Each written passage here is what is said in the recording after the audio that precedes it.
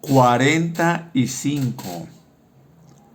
Un viaje al corazón de Dios, basado en los atributos de Dios, en la vivencia cotidiana.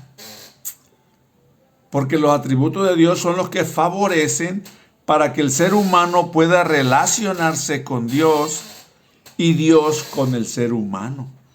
Tiene que haber esa relación mutua. Dios nos ama, pero para que haya esa efectividad del amor de Dios hacia nosotros, necesitamos nosotros amar a Dios.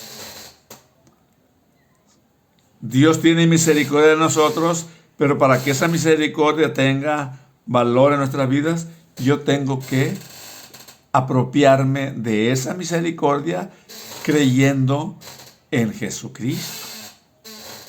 Entonces estamos, en esos atributos estamos hablando sobre la misericordia de Dios.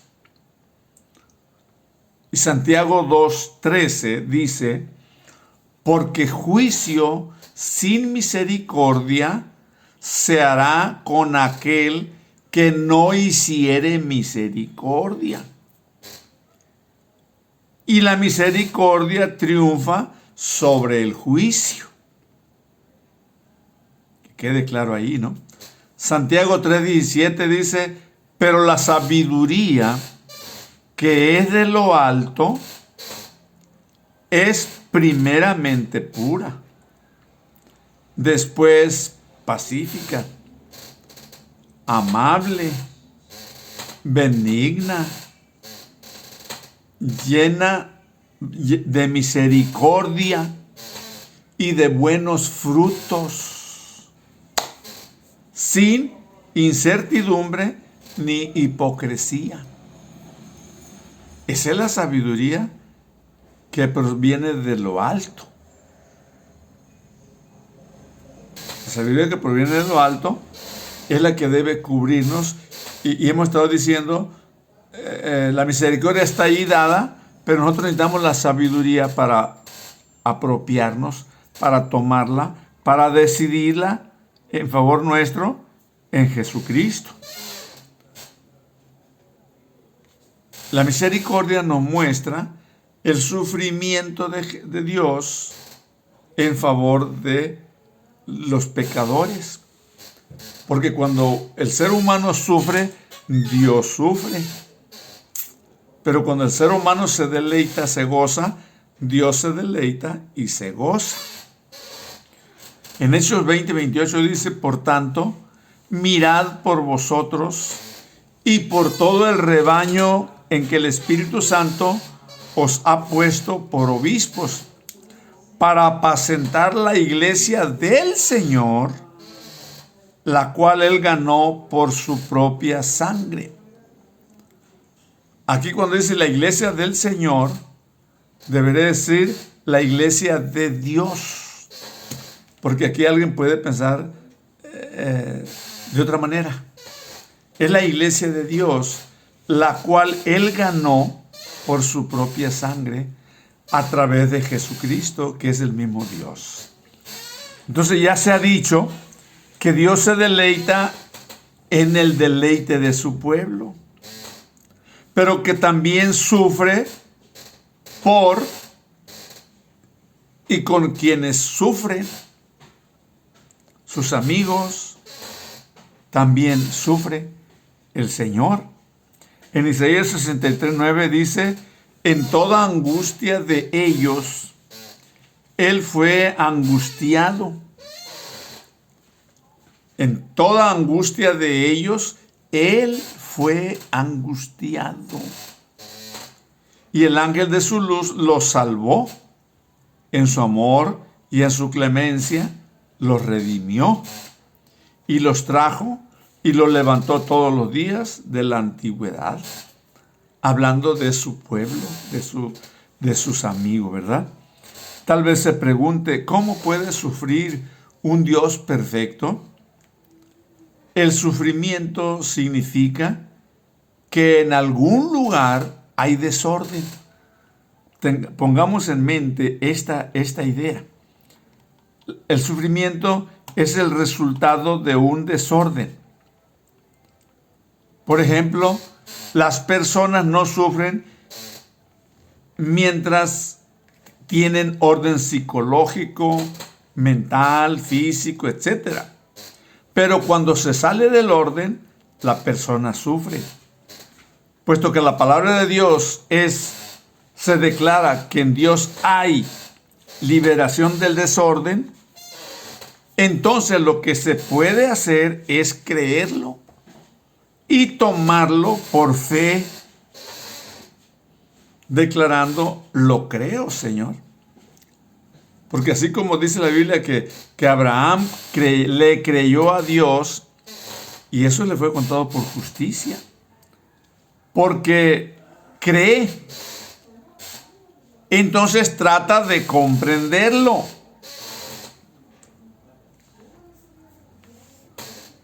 Pero lo primero es creer que el Señor ha hecho todo lo que dice que ha hecho en favor de nosotros, de la humanidad pecadora. Entonces, hay que pedirle al Señor para poder entonces comprenderlo y explicarlo. Y el Señor nos va a revelar muchas cosas que no comprendíamos antes. Entonces, si puede comprenderlo, entonces dele gracias a Dios, glorifique al Señor, salte de alegría, regocíjese en Dios. Pero si su intelecto no puede comprender, solo hay que decir, Señor Jehová, tú lo sabes. Señor Jehová, tú lo sabes. Si en el intelecto no se puede comprender. Así le dijo Dios a Ezequiel, capítulo 37, versículo 13, me dijo, dice Ezequiel, y me dijo, hijo de hombre, ¿vivirán estos huesos? Y dije, Señor Jehová, tú lo sabes. Tú lo sabes. Yo no lo sé. Entonces, no tenemos por qué avergonzarnos ante Dios, no lo sabemos. Por eso primero tenemos que creer lo que Él puede hacerlo, pero no sabemos cómo puede hacerlo. Hay muchas cosas que no sabemos. El problema es que hay muchos que creen saberlo y esto le lleva a no clamar a Dios con todo el corazón. Señor, tú sabes todas las cosas. Yo no. ¿Cuántas cosas no sabemos? Esta sería una actitud muy sabia. No entendemos, Señor, tú lo sabes. ¿Cómo puede Dios sufrir? Yo solo sé que la Biblia declara que Dios sufre por y con sus hijos. Eso es lo único que yo sé. ¿Cómo sufre? No sé. En su amor y misericordia, Él los lleva y les prepara un lecho cuando están enfermos. Sé esto, pero no sé cómo lo es. Entonces, no rechacemos un hecho por desconocer su mérito, su método, por no poder explicarlo. No decir que no es así, solo porque no se sabe por qué es así. Hay muchas cosas que no podemos explicar y las aceptamos. Hacemos uso de ellas sin saber explicarlas a detalle. Yo no sé cómo Dios sufre. Tal vez jamás pueda explicar cómo es que Dios puede sufrir. Sin embargo, la Biblia dice que Dios sufre. ¿Cómo puede usted confiar en un carro, manejarlo a velocidades elevadas o subirse a un avión sin saber cómo funciona? O usar las redes sociales, etcétera. Eso se llama fe. Que Dios nos bendiga.